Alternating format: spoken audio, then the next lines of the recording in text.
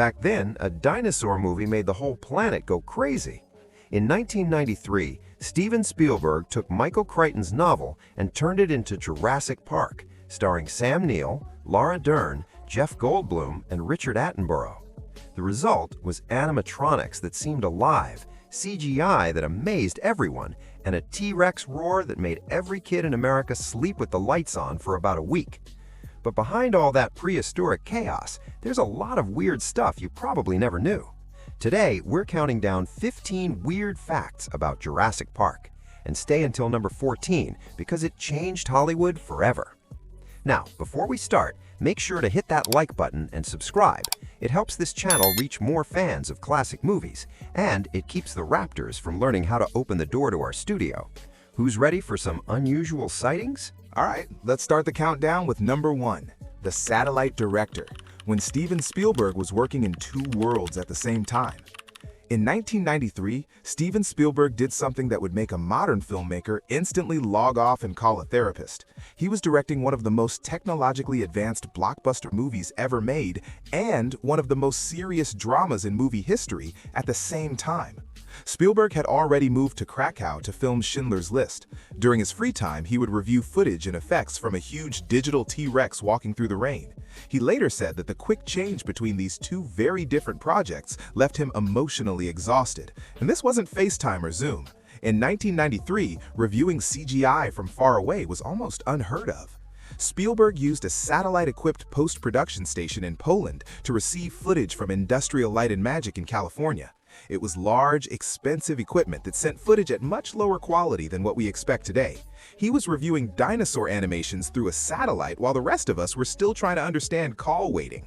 Because he was so busy, Spielberg got help from George Lucas. Lucas and his team at Skywalker Sound helped with the final sound work and post-production support. So if Jurassic Park feels extremely polished for a movie finished under that much pressure, it's because Spielberg and Lucas were basically working together across 2 continents. So the next time your Wi-Fi stops working during a team call, just remember that in 1993, Spielberg was reviewing dinosaur footage through a satellite from a production office in Krakow. Number 2. The Summer of the Saurian, when Jurassic Park took over the box office. In June of 1993, the whole planet had one mission: get to a movie theater. When Jurassic Park opened with $47 million, it didn't just break the box office record politely, it crushed it, went past Batman Returns, and changed what a big opening even meant. Adjusted for today, that's about a $100 million debut on tickets that cost about as much as whatever change is hiding in your couch cushions.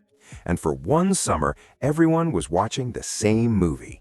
There were no algorithms, no spoilers, and no streaming. Just one film leading every conversation at every office and in every high school cafeteria in America. Then there was the logo. That famous yellow, red, and black skeleton circle, first designed by Chip Kidd for Michael Crichton's novel, became impossible to ignore. Universal Pictures didn't just market Jurassic Park, they unleashed it. Kenner released those dino-damaged toys with removable pieces of dinosaur flesh. Lunchboxes appeared in every cafeteria. McDonald's launched huge dino-themed meals where we all gladly traded healthy food for a T-Rex cup we would lose within a week. And the video games, from the Super Nintendo Entertainment System top-down version to the Sega Genesis side-scroller, they were extremely hard and all rented from Blockbuster LLC on the same Friday night. If you didn't have at least one Jurassic Park t-shirt in 1993, someone should have checked your pulse. Number 3. When Mother Nature crashed the set. The storm scenes on Isla Nublar felt a little too real for a reason. During the final weeks of filming on Kauai, a massive storm came through and threw the whole production into chaos. Cast and crew were moved into safer, reinforced areas of their hotel. Sets were damaged and schedules basically disappeared. And then there was Richard Attenborough. While everyone else sat quietly, thinking about their life choices, the man playing John Hammond sounded a corner and fell completely asleep. When someone asked how he could nap while a storm was tearing the island apart, he simply shrugged it off, explaining that growing up during wartime gave him a very different idea of bad weather, which honestly makes sense. Some of the storm footage you see in the final Jurassic Park isn't movie magic at all. The production team captured real storm conditions just before they had to shut everything down. real wind, rain, and ocean shots that ended up looking more real than anything they could have created. When the storm passed, the island's systems were in bad shape and the production was stuck. The unexpected hero was Fred Sorensen, a real pilot who also played Jock Lindsay, the seaplane pilot from Raiders of the Lost Ark. Sorensen helped arrange flights out of Kauai after the storm hit, getting the stuck cast and crew off the island when normal travel options weren't available. Talk about life finding a way. Number 4. The Mr. DNA shortcut. When science got a Saturday morning makeover, Jurassic Park somehow explained cloning to a whole generation, and we all just nodded like, yeah, that makes sense. In Michael Crichton's novel, the science takes up many pages of heavy dialogue, restriction enzymes, DNA sequencing, and molecular theory. It works great in a book, but it's a problem for a summer blockbuster where half the audience is a kid eating candy. Early versions of the script used more direct explanations, with characters sitting through long talks that slowed everything down. Steven Spielberg quickly saw the issue, so he turned it into a cartoon. Enter Mr. DNA, a silly, smiling mascot who simplified complex science into a 2-minute explanation that felt like Schoolhouse Rock mixed with a theme park safety video. To make it even better, they hired experienced voice actor Greg Burson, known for taking over classic Hanna-Barbera and Looney Tunes roles, giving Mr. DNA a warm and friendly voice, just like Saturday morning cartoons. And here's something people don't often notice. Mr. DNA is actually satire. He shows how John Hammond turned serious science into something fun and marketable. He made something risky look like a happy attraction with a gift shop at the end. And it worked perfectly. We all left the theater truly believing that if you find a mosquito trapped in amber, boom, you get a dinosaur. Honestly, I'm still waiting for the Mr. DNA t-shirt to make a real comeback. Number 5. The rhythm of fear. When bass vibrations called the T-Rex. Forget the teeth, forget the roar. The moment that made a whole theater hold its breath was a glass of water sitting on a dashboard. That moment was pure Steven Spielberg control. No monster reveal, no roar, just the impact.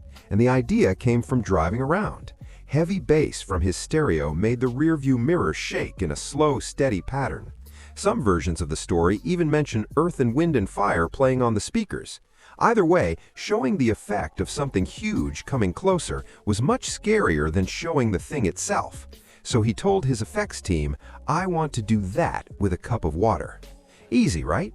Not even close. The crew tried everything, speakers under the dashboard, shaking the set, physically moving the vehicle. Nothing worked. Instead of clean ripples, the water just splashed around like a spilled soda at a drive-thru. The solution came from effects supervisor Michael Lantieri. His idea was a thin string placed through the bottom of the cup, running down through the dashboard of the Ford Explorer and into the floor of the set. A crew member hidden under the vehicle vibrated the string at the right frequency. The vibration moved straight up, and suddenly, there it was, those perfect, scary ripples. One of the most intense moments of our childhood came from a bass-shaking rearview mirror on the highway. Spielberg turned it into movie magic with a cup of water and a piece of string. Number 6. The chaos of the unbuttoned shirt. When Ian Malcolm became a legend. Ask anyone from Gen X to name the most unforgettable image from Jurassic Park, and it's a close tie between the T-Rex roaring in the rain and Jeff Goldblum lying back like a Renaissance painting with his shirt wide open. That moment was never in the script. In the scene, Ian Malcolm is resting after his brave flare distraction, dealing with a broken leg. Goldblum thought a man who had just run from a dinosaur would be sweaty, overheated, and clearly exhausted. So, between takes, he leaned into the idea, loosening his shirt, opening it up, and physically acting out the aftermath. Steven Spielberg saw what was happening and did the smartest thing a director can do. He kept the cameras rolling. Nobody knew they were creating an iconic moment. It was supposed to feel rough and real, but instead it became one of the most famous images in 1990s cinema. Constantly parodied, turned into Funko Pops, printed on blankets, and even made into a 25-foot statue in London for the film's 25th anniversary. A 25-foot statue of a man lying down with his shirt open. That actually happened. Now, let's be honest, half the reason people still remember chaos theory isn't the math. It's because Goldblum looked that confident while explaining it. Number 7. The Great Dino Myth-Busting. When Hollywood rewrote paleontology, Jurassic Park made a whole generation believe two things about dinosaurs, and both were completely wrong. Let's start with the raptors. The real Velociraptor mongoliensis weighed around 30 pounds, likely had feathers and hunted small prey, but it wasn't opening heavy kitchen doors. The movie raptors were actually based on Deinonychus, a bigger and stronger relative. But Deinonychus sounded more like a medical term than a blockbuster monster, so Michael Crichton had already chosen Velociraptor in the novel, a name that sounded fast and exciting, like a high-end sports car that bites back. Accuracy lost, but style won. And here's the wild part. While the movie was finishing production, scientists announced the discovery of Utah raptor, a huge new species with proportions very similar to the film's raptors.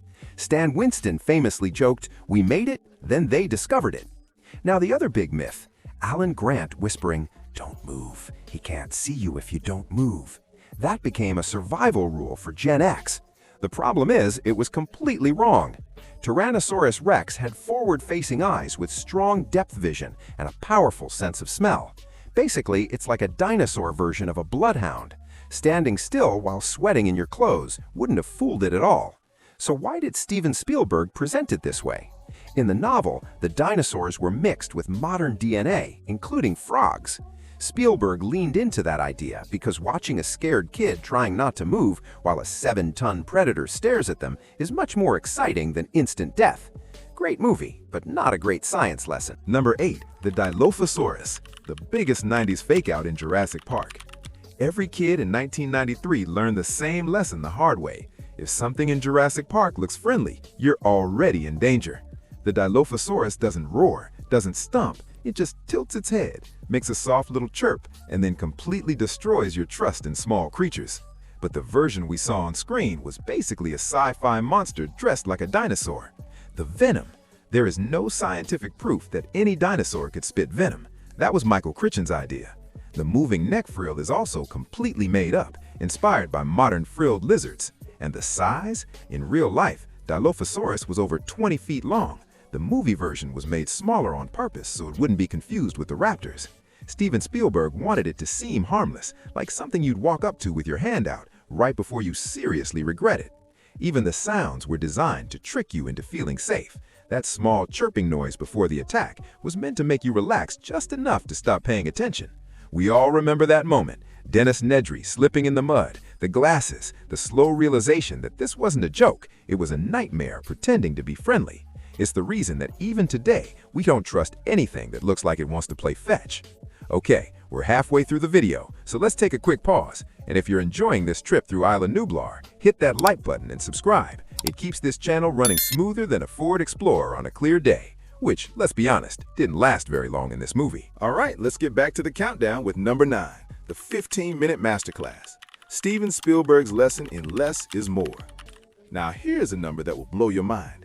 The dinosaurs in Jurassic Park are on screen for only about 15 minutes in a 127-minute movie. And of those 15 minutes, less than 6 are CGI. Spielberg knew that keeping the dinosaurs rare made every appearance feel special. By limiting the CGI, the IMM team could focus on every scale, every blink, every strand of drool. That's why the effects still look amazing over 30 years later. He had learned this the hard way on Jaws. The shark kept breaking, so he hid it. Audiences went wild. It's the same strategy here. Hide the dinosaurs. Let the jungle do some of the work. Then there's the physical weight. When the T-Rex presses down on the roof of the Ford Explorer, that car actually bends. That's an animatronic weighing up to 13,000 pounds pressing on real metal. The actors aren't just reacting to a tennis ball on a stick. That's all Stan Winston's work. His team built raptors that could act and a T-Rex that could breathe, blink, and bite, all fully mechanical. The full-size raptors needed specially modified soundstage space just to operate. 15 minutes of dinosaurs, 3 decades of awe. Spielberg proved that holding back hits harder than showing everything. Number 10. The raptor's weird love language. You can close your eyes during Jurassic Park, but it won't help. Those raptor sounds will find you anyway. Sound designer Gary Rydstrom created the raptor voices by mixing dozens of animal sounds into something completely new. And one of the most famous ingredients? Tortoises during mating. That rough barking quality in the raptor calls came from a very private, not-so-romantic moment in the reptile world. Rydstrom layered those recordings with angry bird hisses for threat sounds, heavy animal breathing for a sense of presence, and high-pitched marine mammal distress calls for the sharper shrieks like the freezer squeal that made every kid in the theater grab the armrest. In 1993, this was hard work. There were no big pre-made sound libraries to use. You had to go into the real world, record animals doing strange things, and turn those sounds into something that had never existed before. So, the next time you watch that kitchen scene, remember, those raptors are hunting two kids while partially powered by tortoise mating calls. And somehow, it's still one of the scariest scenes ever filmed. Number 11. The T-Rex that hated rain. 13,000 pounds of animatronic dinosaur, and the one thing that almost stopped it wasn't a power failure. It was a rainstorm. During the rain-soaked breakout scene, the full-sized animatronic T-Rex was getting completely drenched. The thing was made with foam latex skin, basically a giant sponge. As the rain kept falling, the Rex absorbed dangerous extra weight, stressing its internal systems and causing electrical glitches. The result was a shivering, twitching, multi-ton mechanical dinosaur having a full-on meltdown between takes. So, the crew became the world's most overqualified towel squad. Sponges, rags, handheld hair dryers. Imagine being an Oscar-winning effects artist and your main job is blow-drying a giant dinosaur's armpits. But the real worry came during lunch breaks. Water that had seeped inside could trigger unexpected electrical faults, making the dinosaur lurch forward, move its jaws, or groan, all on its own. Stan Winston said the set was genuinely scary, a lifelike predator that could suddenly come alive without anyone touching a control.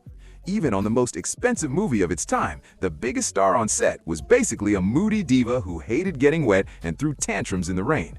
And that's exactly why the scene still feels so real, because in some ways, it really was. Number 12. The hero of Jurassic Park.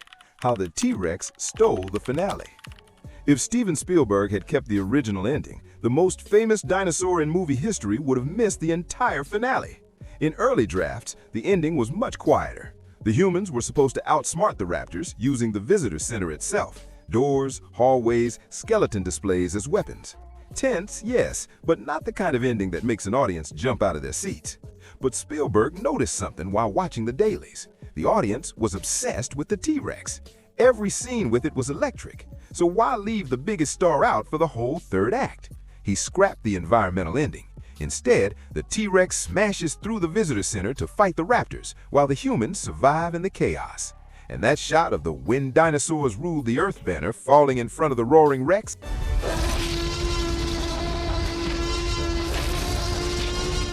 reportedly added late in production, turning a rescue scene into a coronation. That one choice changed how audiences felt leaving the theater. Instead of just escaping the dinosaurs, they were cheering for one. The T-Rex went from being the creature that scared you in the rain to the one that saved your favorite characters in the finale, cementing the Rex as the face of the entire franchise. Number 13. From greedy CEO to grandpa of dinosaurs. John Hammond walks through Jurassic Park in a white linen suit, tasting ice cream while his dream falls apart. And somehow, you feel sorry for him. That was never the plan. In Michael Crichton's novel, Hammond was more like a shark than a granddad. He yelled at his grandchildren, cared only about profits, and dreamed of selling tiny genetically engineered mini-elephants as luxury pets. And when nature fought back, a fall down a hill, a broken ankle, and a pack of raptors finished the job. No tearful goodbye, no redemption, just lunch. Steven Spielberg wanted a Hammond you could root for, a man who reminded you of Walt Disney tinkering with impossible ideas. With Richard Attenborough stepping into the role after a 14-year acting retirement, Hammond became the gentle, wide-eyed dreamer, watching his life's work fall apart in real time. A cold billionaire getting eaten by his own creations, that's just karma. A kind old man standing in a crumbling dining room, staring at melting ice cream, realizing his grandchildren almost died because of his ambition, that hits different, and that's the version that sticks with you. Number 14. The Digital Big Bang. When dinosaurs went digital. Phil Tippett, the king of practical creature effects, was building go-motion dinosaurs. Frame by frame, shot by shot, everything was going according to plan. But then, a man named Steve Spaz Williams at ILM decided to go rogue. Williams wanted to see if computers could do it better. He was told no. The technology wasn't ready. He went ahead anyway. Working nights on his own, he secretly animated a fully digital T-Rex skeleton walking across the screen. It was smooth, terrifying, and alive. When Steven Spielberg walked into ILM, the monitor was still on. He saw it and his jaw dropped. The team added skin, texture, and a full render, and suddenly the impossible became real. Tippett was in the room. He watched his life's work, decades of stop-motion mastery, get upstaged by pixels in minutes. He leaned over and said what would become one of the most famous lines in visual effects history: "I think I'm extinct." Spielberg loved it so much, he reportedly worked it into the script. Dr. Malcolm's dry comment about extinction is believed to have come straight from Tippett's gut reaction. But here's the thing, Tippett never disappeared. Spielberg kept him on as a dinosaur supervisor. His job was to use his decades of knowledge of animal movement to guide the digital animators. How should a T-Rex shift its weight? How does a raptor turn its head before it strikes? Tippett's expertise made the CGI feel real. One secret animation test, done after hours, changed the entire path of Hollywood filmmaking. Every CGI creature since then traces back to that moment at ILM, the moment Steve Williams hit play and Spielberg saw the future. That's not just a movie fact. That's the moment every dinosaur, alien, and superhero you've seen on screen since 1993 became possible, all because one man stayed late and hit play. Number 15. James Cameron almost made Jurassic Park an R-rated nightmare. Jurassic Park almost had a very different director and a very different body count. In 1990, multiple directors wanted Michael Crichton's manuscript, but two names were at the top: Steven Spielberg and James Cameron. Spielberg got the rights first because of Universal's existing relationship with Crichton. Cameron's vision was something like Aliens, but with dinosaurs. Forget awe and wonder, his dinosaurs would have been relentless killing machines in an R-rated survival horror movie, with dark hallways, high body counts, and tension where nobody feels safe for a second. And the casting. Spielberg gave us Sam Neill's quiet intensity and Jeff Goldblum's eccentric charm. With Cameron, it's easy to imagine someone like Arnold Schwarzenegger stomping through Isla Nublar with heavy weapons.